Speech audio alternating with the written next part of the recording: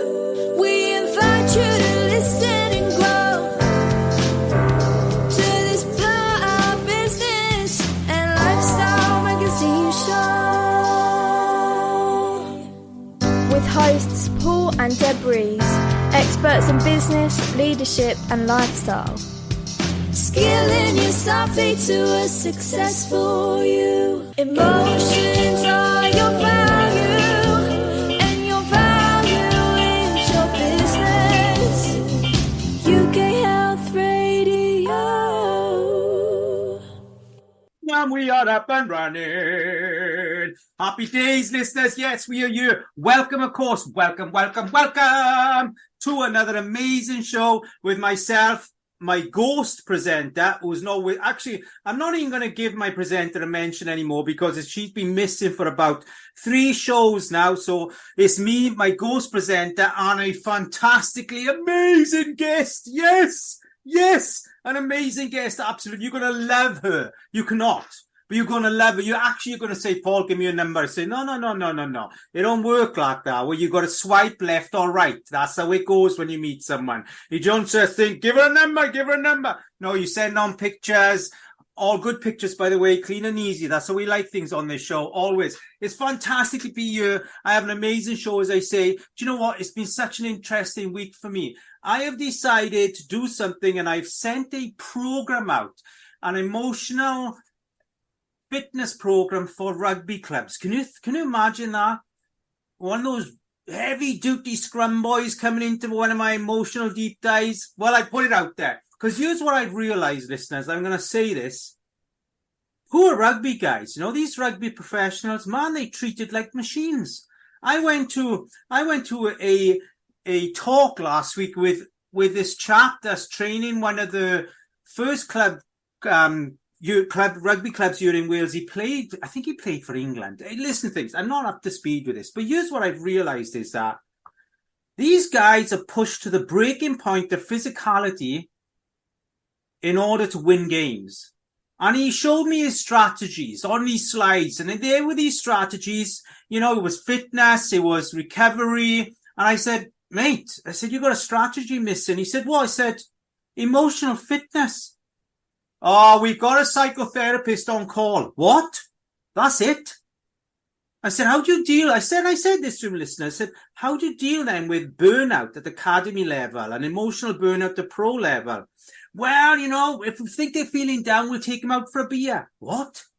So you'll feed depression with a depressant called alcohol. I need to get my head around that, guys. So basically what you're saying is you're firefighting people's emotions that you want to go on the field to give their best. I said, call me old fashioned, but there's something missing you. Do you know what I mean? Anyway, I left there feeling very despondent. So I come home, wrote the program, and I've sent it out to almost every rugby club in Ireland, Wales, and I've done most of England and saying, guys, you need to think about your players. These guys are not machines. They're human beings that batter themselves to bits, finish their career.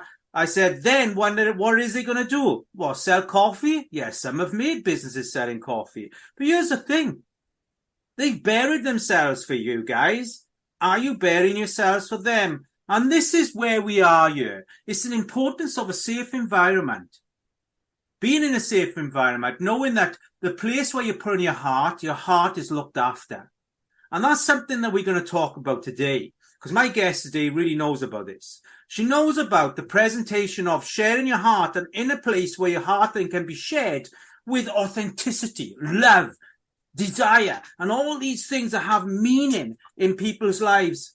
And that's why I made sure that I chased her. I didn't have to swipe left or right. I just chased her and said, you know what, girl, you got to come on this radio show. And she said to me, Paul, I got something else I want to share on. Also, you wouldn't believe my brother's up too. Oh, man, let's get that in there and all. And God, trust me, this girl knows how to milk every opportunity. She's definitely an opportunist, is where we are. So that's where we are this week. So without further ado, let me get it. And by the way, I absolutely got her name all wrong. Some names just don't spell how they say, for sure. So here we are. Let me applaud this lovely lady, and let's welcome to the show, listeners, the amazing, the beautiful, the one and only Ciara Henegham. Yes, I know. Did I get that right? Oh my God. After that introduction, I feel like there should be an applause from a crowd. I should be bowing. There should be people catcalling from the stadium and flowers and everything. That was amazing. Oh, good. But here's the thing. It's true. It's true. You know, one thing I've learned when you meet someone that you know has got a heart that is shared in a million pieces to a trillion pieces people, you know you've met someone special.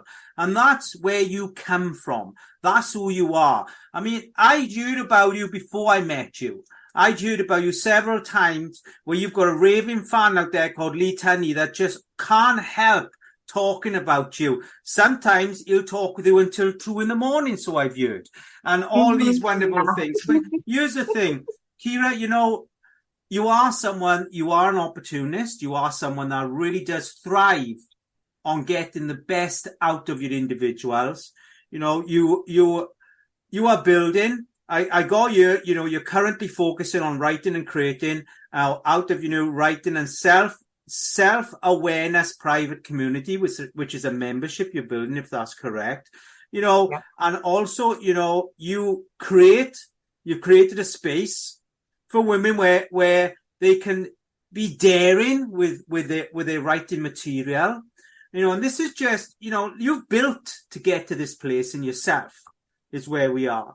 Now, I'm going to come back and say, not generally, when I meet thought leaders like yourself that are creating these environments, they create them because they've been in the hurt. They've been where hurt is. So you know how important it is to have an ecosystem that allows people to express out of that hurt. So can we go back and just touch on the Ciara that, you know, that put the life investment in going through the trauma that you went through? Mm-hmm. Can we just touch on what created that person? Those experiences. Oh, for sure. Well, that's a whole story. I have always been the kind of person who takes the most out of life. Like, I love life. I love living. I love life. I love the wonder of life, the awe of life. I see the flowers grow, and I'm that person that stops to smell the flowers and smells the coffee and all the cliches that you can possibly put into one. And it has stemmed from having a childhood that was quite difficult. A lot of stuff that went on that shouldn't have gone on for any child, going through sexual trauma, going through a lot of different things. And even through those things, I've always only seen things as experiences. So I'm lucky. I started my personal development journey when I was 16. Wow. And I made a vow to myself, sitting on a rock out the back of my parents' house. And I said, number one, I'm not going to be to my kids like my parents were to me. Number two, I'm going to protect my kids to like the nth degree. And number three, I'm going to be the person that I want to be, the person that I see as that helpful person to everybody else, because I understood what it was like to not have that. And that was at 16. And that's when I started my whole self-awareness and self-development journey. And what I wanted, it's not that I wanted nobody to go through pain, because I understand that that's not a possibility. But what I wanted was for people that I worked with to understand the possibility of how much you can enjoy life regardless of what happens to you, right?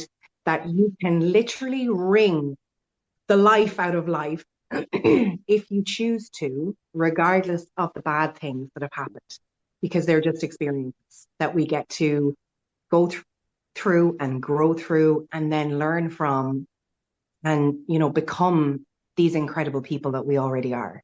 Can I jump in there? Because here's the thing. Mm-hmm. What I have learned also is that, because I'm married to an half Irish wife, and I've learned that Irish people keep a lot in. And also they downplay the trauma. Now, my wife, her dad was an alcoholic Irish priest. And a very violent alcoholic Irish priest. Who was in the priesthood from childhood and then ran away from the priesthood at a certain age. And of course, with that can shame everything and all those things. And he ended up in London. Why I'm sharing this is that I have no doubt that you were delivering me a very soft version of what trauma was in your words. And I have no doubt that your trauma was, I'm going to say, relatively out there. Mhm. That doesn't mean that we have blame you for anybody. But what I want our listeners to really appreciate is that you've been to your life university of trauma, because you speak about it very elegantly here.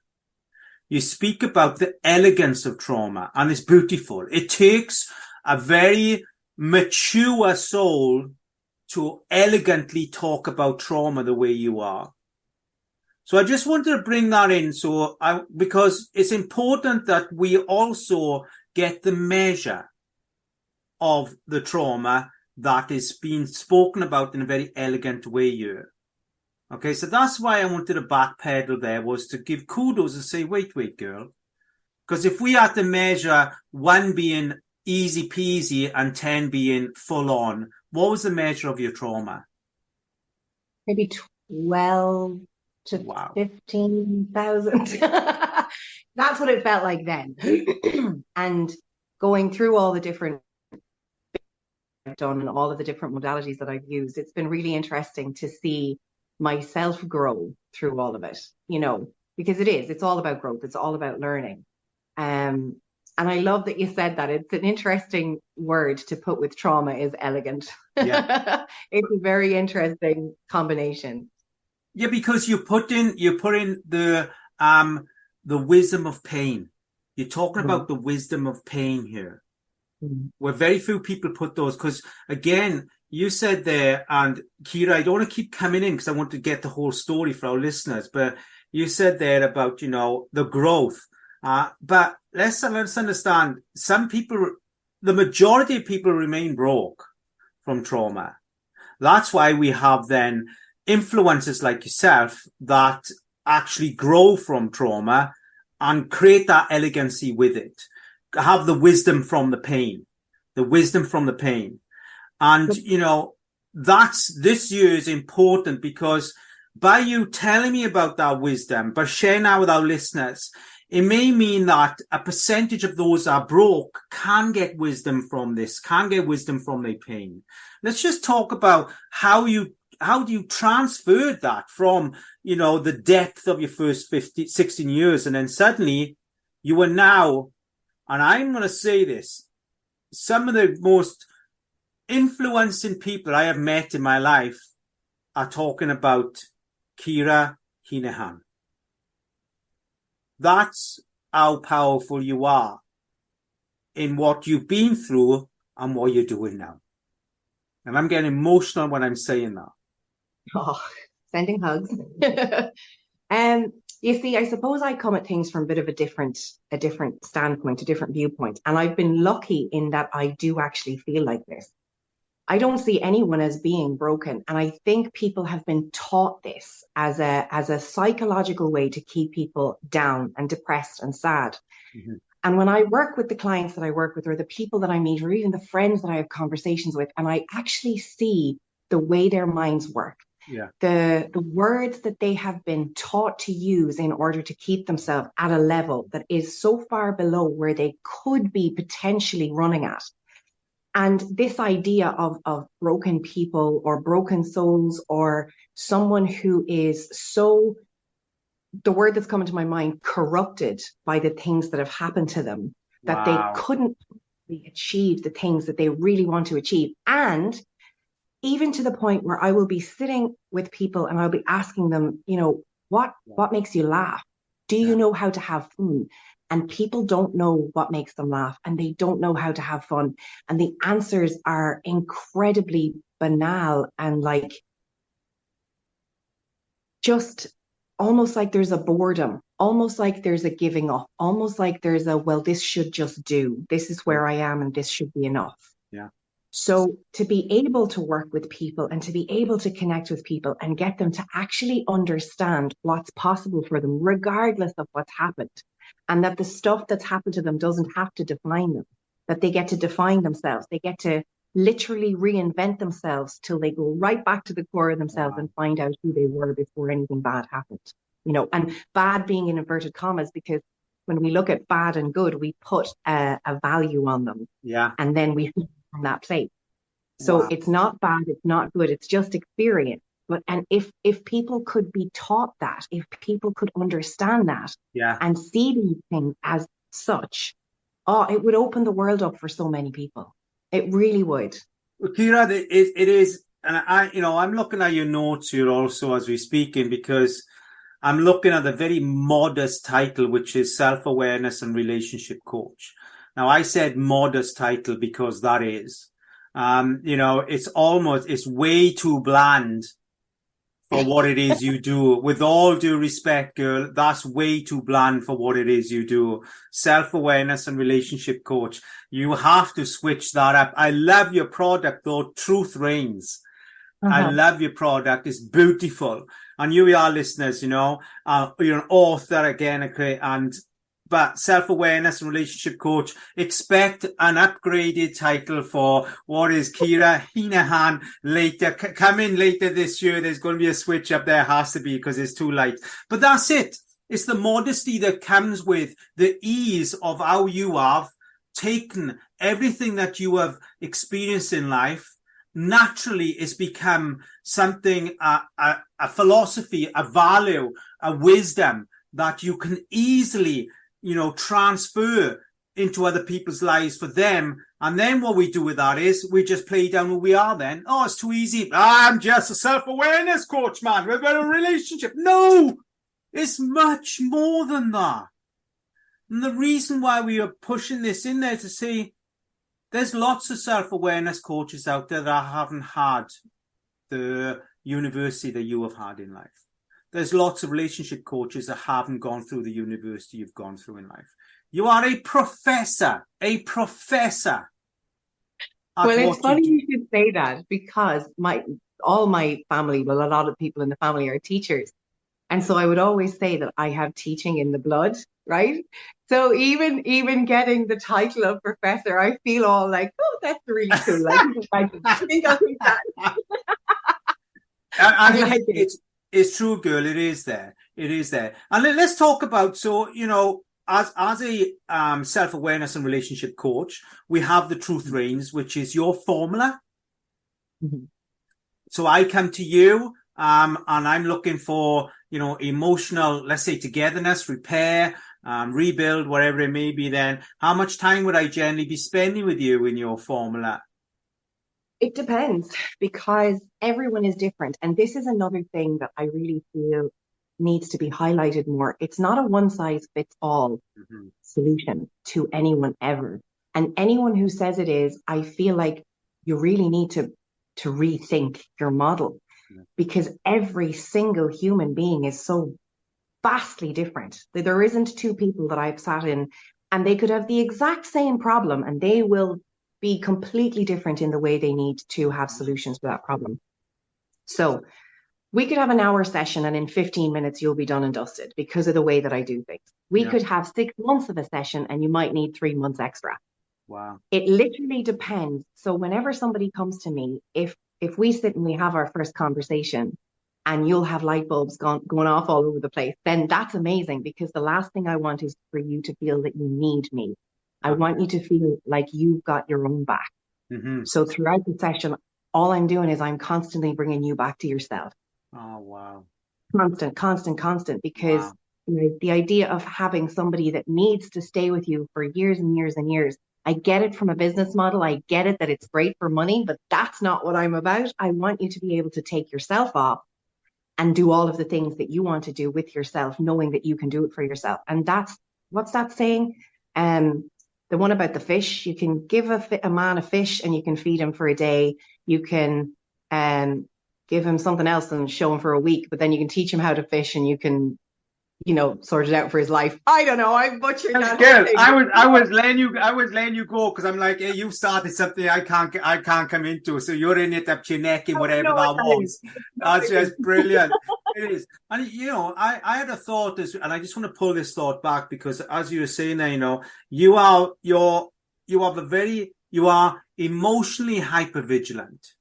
That's for sure. You are emotionally hypervigilant. which means that you are to read environments quickly, intensely, micro. So, as a child, were you the peacemaker or were you the blame maker? Were you the one that, what was it for you as a child? Because if you're either a peacemaker or you would take the blame. Because I want to just, before we come into that, is that what we fail to realize is as children, we do have choices, even though those choices are superseded by the people we call the mums and dads of the world. And, when a mom makes you feel bad, we can do one or two things as a child. We can rebel against it, or we can say, do you know what? Make me feel bad. It's okay. Because I'm absolutely topped out with self-worth. I got tons. So I'm going to give this to you. I'm going to let you feel the way you need to feel. So I feel the way I feel, or the way you think I feel. But I'm going to do that because at the end of the day, Mom, I have loads of self-worth. I don't know when yet, but when I get older, I'm going to know that. And that way, we actually, we are able to make our parents feel good about how bad they feel about themselves. We are trying. We're trying to make them feel good, So which one was you, do you feel? That's a really lovely way that you put it, that you can actually take whatever is coming at you because your self-worth is so high. Absolutely. Well, it's something I had a conversation with Lee a while back, and we were talking about spirit and soul. And I was saying, I have a very strong spirit. It's always been very strong. I don't think my spirit has ever been broken in inverted commas. I think it's always been solid. Definitely here for a purpose. I feel like pain might be that purpose, but it's one of those things that I'm kind of working on at the minute. I think I was a mixture. I think I was the one who I rebelled a little bit, not very much, but a little bit, because there wasn't really room to rebel. I kind of did it whenever I felt like there was a chink in the armor, but definitely the person who just kind of dealt with it. But I was at home for the longest with my parents on my own. Wow. Yeah. So I have 6 brothers and sisters, and the oldest one is 21 years older than me. And the next one to me is 9 years. And she got the hell out of Dodge. As soon as she hit 18, she was like, see ya, bye. So I'm kind of going, hello, I'm 9. I'm just staying here for all these years. So yeah, it kind of was a case of self-preservation and trying to be, and this was definitely true, trying to be the good girl as much as possible in order to, survival mode. Man, it is. When you hear the depth of these stories and how you emotionally, at a very young age, had to have the maturity of a 40-year-old adult to read the environment, control the environment, but also know that, bless Mom, you have no worth, have some of mine, you can make me feel this way because you need it. And I'm a believer in all these things. But also what I'm going to do is I'm going to come back in. We're going to jump in a quick ad, listeners, otherwise I'm going to row off Johan. So here we are jumping. And when we come back, Ciara's going to shout out all her contact details so you get all this lovely lady. So have your pen and papers ready. And I will see you in a jiffy. UK Health Radio, the station that makes you feel good.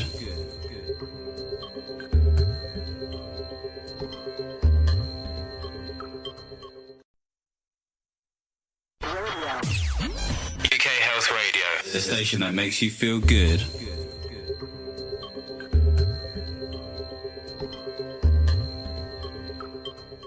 Oh, yes, we are back. Opportunities, welcome back, listeners. Yes. And of course, we are with the amazing, the one and only Ciara Henegham. Do you know, it took me a couple of goes, but I've got it nailed all the way. So, Ciara, where in Ireland are you?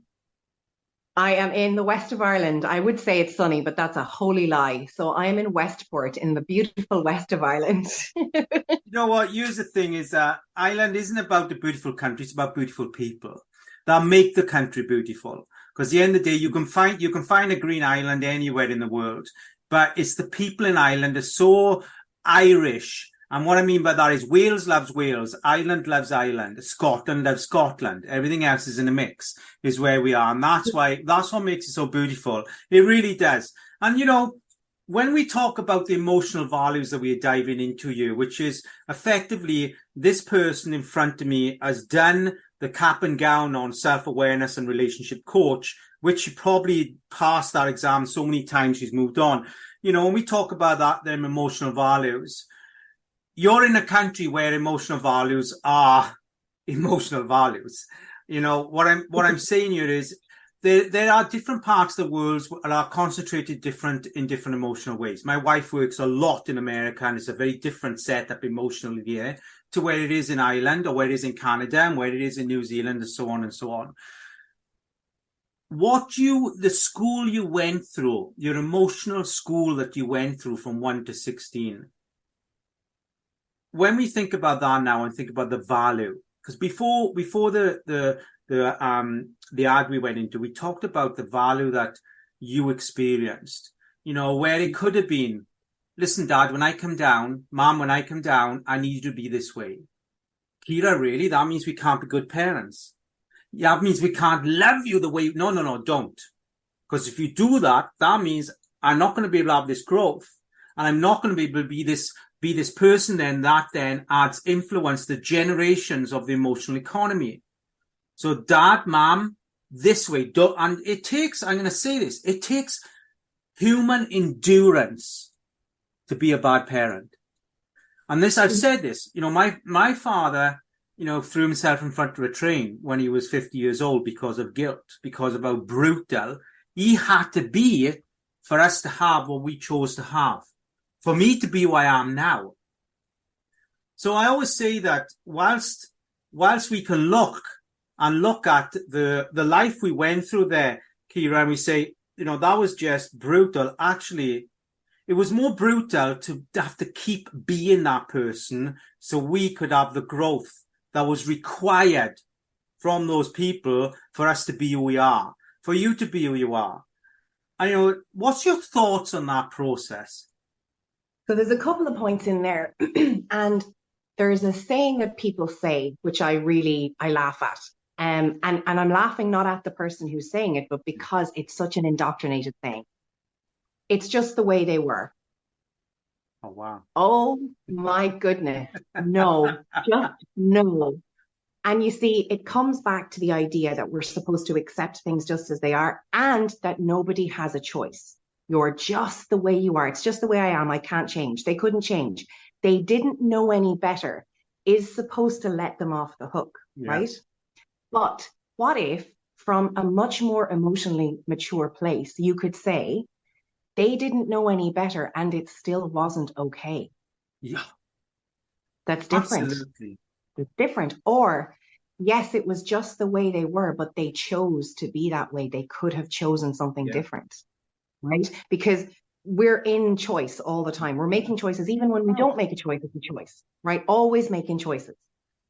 So I love how you connected that. In choice. We are in choice. Oh, listen, we didn't do this. Let's have your contact details. The listeners are waiting, I'm sure. Now let's have them. So how do we get hold of you? Where do we find you? And all these lovely things. Okay, so you can get a hold of me on LinkedIn, and it's Ciara Henegham. You can get a hold of me on Instagram, and it's Truth Reigns with Ciara Henegham. And you can get a hold of me on Facebook at Ciara Henegham. And you can get a hold of me at my email, which is Ciara_Henegham@yahoo.co.uk. Now, here's the thing, listeners. Underneath the show link, you will find all Ciara's details, because the spelling is very different to how it's said. Because, of course, there's a lot of Irishness in the spelling there. So please look down below and you'll find all the correct spelling, all the links to what Ciara just shouted out there. So it'll all be there with the show for sure. And if you're struggling, please connect with me and I'll send you Ciara's details. No worries. And coming back, the in choice we have. You know, you're right. We're always in choice. And, you know, when we come back to the designing of the Truth Reigns then, when you designed that, what was it you were looking to add into the emotional economy from that, from the Truth Reigns formula then? So when you look at archetypes, when you look at shadow work, and the idea behind archetypes is it is the types of person that we play out inside ourselves, right? So they can be in shadow and they can be in light. They can be the good side of you, I say good in inverted commas, or the bad side of you, same. Yeah. And one of the archetypes would be the queen, right? So she's sovereign. She is extremely in her power. She doesn't bargain with anybody. She doesn't have to ask for permission. She knows who she is. She's very content. She's very strong. She's very powerful. She knows that she's making choices. She's extremely responsible for herself, right? I use the word she just because I'm a woman. Yeah. So with that being said, when it came to the idea of what I wanted to get across, it was the idea of reigning, as in the queen reigns, right? Truth reigns, because everything I do is about truth. It's coming back to truth all of the time, in every question I ask, in every conversation I have. It's about seeing the truth of the matter at the heart of the matter and then speaking to that. So it's not about perception. It's not about my stuff being clouded with your stuff. It's literally about seeing the truth of whatever is in front of me and reflecting it back. So that's where the truth reigns came from. That whole, that's the power. Yeah, that is beautiful. And, then, of course, on our last conversation, because I want to talk about your brother's trip, if we can, also within the show, because it's so important we do this. But let me just talk about, the community that you're creating for women to be able to come in and have a safe place to write, to create content. What does that look like? Is it, tell me, what does that look like then?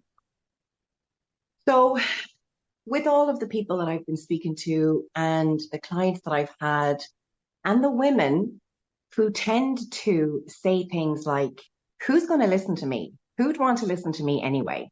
Who'd be interested in what I have to say? I don't really have very much to say. Well, I don't have a book in me. Well, I definitely haven't had enough experience, and a huge amount of variations on that theme. Yeah.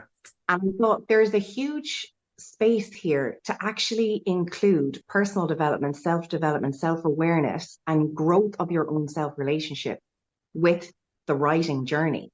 So you want to create a play, you want to write a book, you want to write short stories, you want to do something in the writing area. And for whatever reason, it could be to give yourself more credibility. It could be because you want more confidence in yourself, whatever. It could be for your business.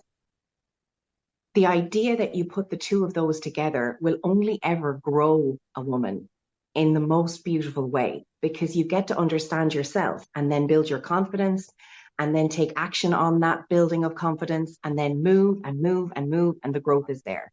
So that's the kind of a community I wanted to set up. And it came from about 2 years ago. I was sitting in my bed and I had this massive download of, oh my God, moms need to connect more. And it came in over the course of 2.5 hours. And it was like, this is going to sound crazy, I don't care, gold streaming down from the ceiling of my bedroom. I'm like, this is crazy, but I'm going to go with it. And what came in was that I wanted to create a book, and it's called The Mothership, where women came together as collaborative authors.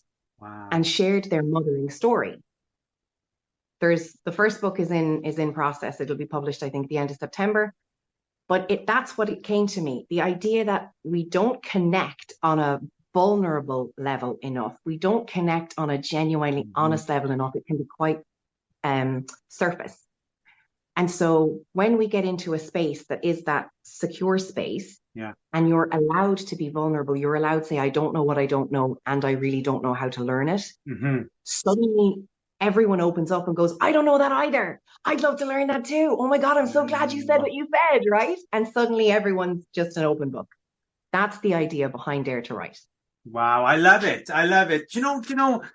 I think what I love about, what I think would be a great add-on to this is that, self-love letters. I love self-love letters. So I like nothing better than writing a letter to myself, putting it in an envelope with a stamp on it, putting it in snail mail. Then when it comes back, reading that letter out to the Paul. And I think it's so important, Ciara, that, how many married couples do not write love letters to each other anymore? Isn't that sad?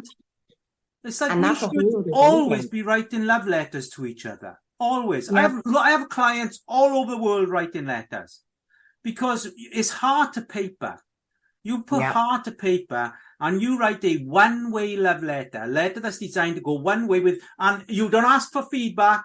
You don't ask for nothing. Otherwise, the ego's getting in the way there.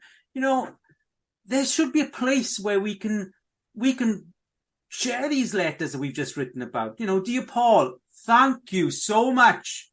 I've been a real idiot. Thank you for waking me up every morning. Thank you for getting me through my 3 attempted suicides. Thank you for just propping me in the arms when I've been sobbing my face up in the morning because I'm wondering where I'm going with my business and all these things. Do you know what I mean? But it's like what you said about the rugby at the beginning. I was listening and I love that you sent out the program because it's great that they have a psychologist. It's great that they want to take them out for pints. However, that's an after the fact situation. The proactivity is being able to teach people before and during so that they bolster themselves up so that they don't need the after activity for that reason, that they're going for a pint because they're going for a pint, not because they're trying to be made feel better. Mm-hmm. So a program like yours or something like this, or those letters to self or letters to each other in a relationship, that's the proactive and the during. And that's, I think, what is so lacking in relationships, in self, in everything in life, because we're being taught the end result, but we're not being taught how hard sometimes it is to get to the end result if you don't do the work. Here, let's get a group going. Let's get a membership going, and we call them Love Letters to the World. Let's get I love it. Yes.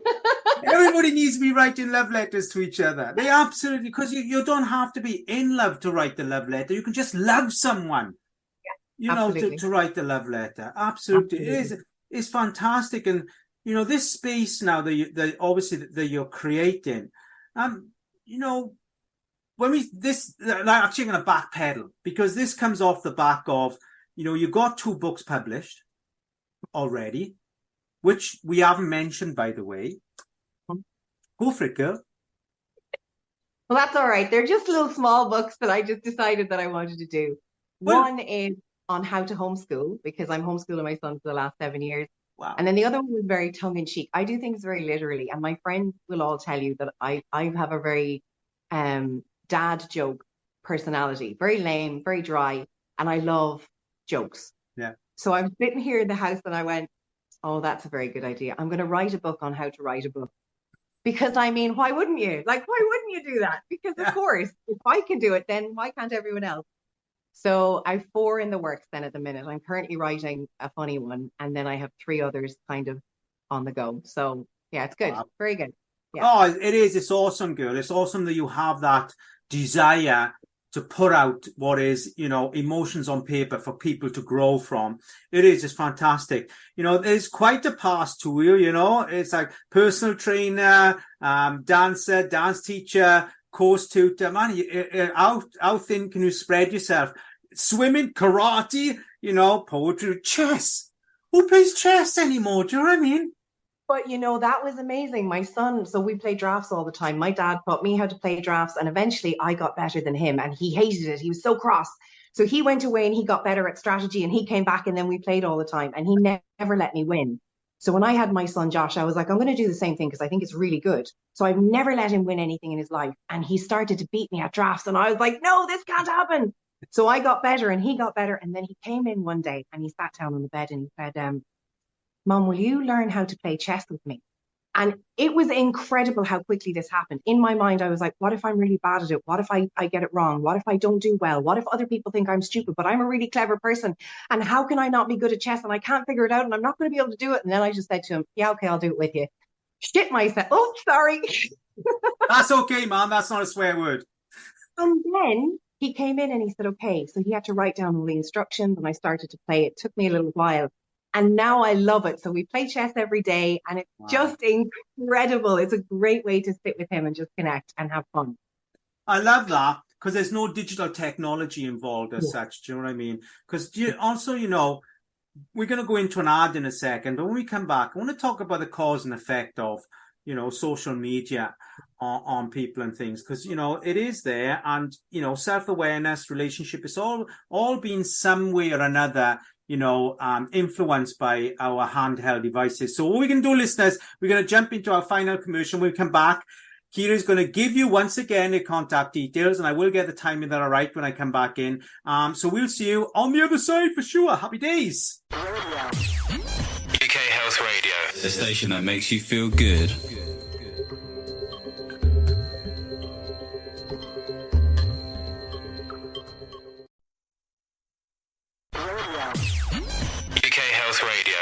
station that makes you feel good.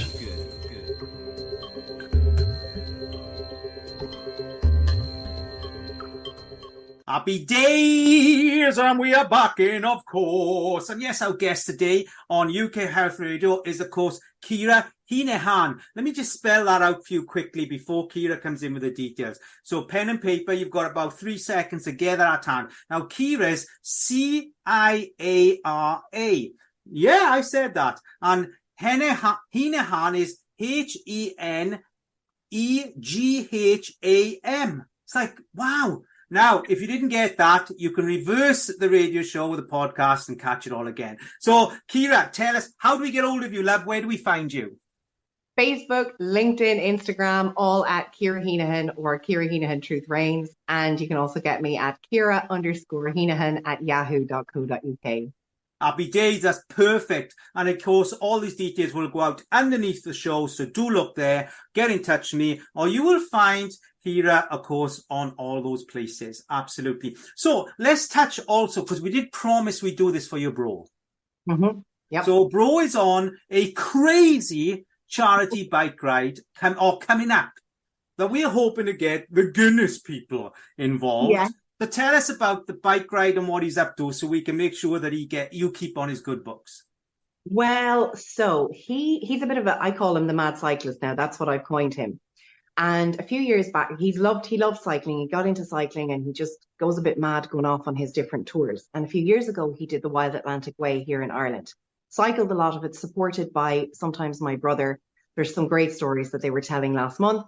And it was about 2,500 kilometers, and he was stopping in B&Bs and hotels, and they all put him up along the way. He didn't have to pay for any of it. It was amazing. Wow. I'm on the phone calling radio stations and this person and that person. Can we do this? Can we do that? Can we get this? And his meal of choice after every single cycle was seafood chowder, brown bread, and a Guinness. Yeah. So I didn't really pay much attention to it after the fact. And then he was telling me that he was going to do this new cycle. So it's called the North Cape, and it's 4,500 kilometers from Turin to the North Cape in Norway. Wow. It's the equivalent of climbing 4 Mount Everests through 10 countries, and the difference in altitude will be massive from the different places that he goes to. So we were talking the other day, and I just turned around and I said to him, oh my goodness, I have this idea. I do a little bit of business idea specialist work. And I said to him, what if we got in contact with Guinness? And we said to Guinness, how about we use the hashtag fueled by Guinness? Because David says that elite athletes drink Guinness because it's healthy for you. It's good for after a cycle. It doesn't have an awful lot of calories, but it has everything in it that you need. Yeah. Now he's saying it tongue in cheek. He's kind of saying, I'm an elite athlete. That's his word. Yeah. And he's drinking Guinness. And I was like, you need to get a picture of yourself on the bike. We need to get this done. We need to get this sorted. We need to get it in front of the right people. And he's doing it for an amazing charity called Coco. Mm. One of his friends set the charity up with a running idol of David's called Steve Cram. I remember. And David met him a couple of weeks ago, and he was like all starstruck and hands in the pockets trying to play it cool.